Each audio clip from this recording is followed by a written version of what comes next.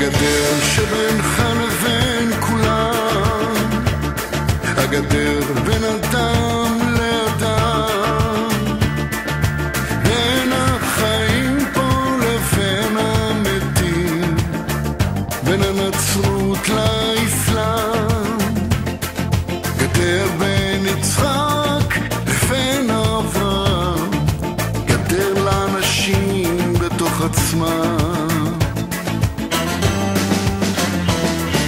גדר בין השמאל לימין, גדר בין אהבה למין, וגם כשאתה כבר עובר את הגדר, אפילו גם זה לא אומר שלא תתקל שוב באיזו גדר, ועוד גדר ועוד גדר.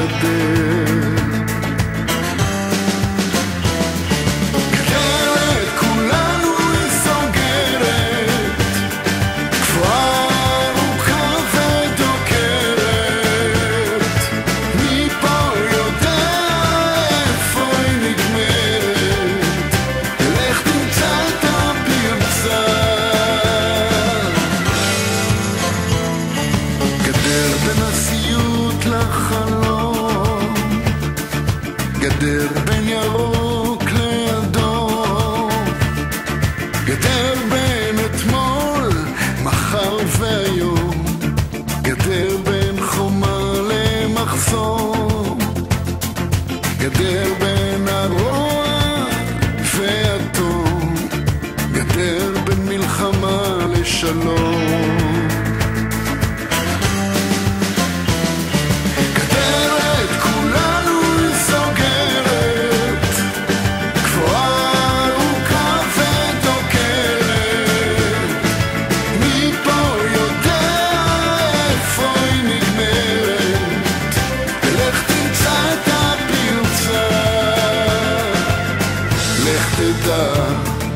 מי מסתתר שם?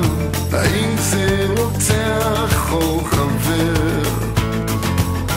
לך תדע מה מסתתר שם, מה תמצא מעבר לגדר.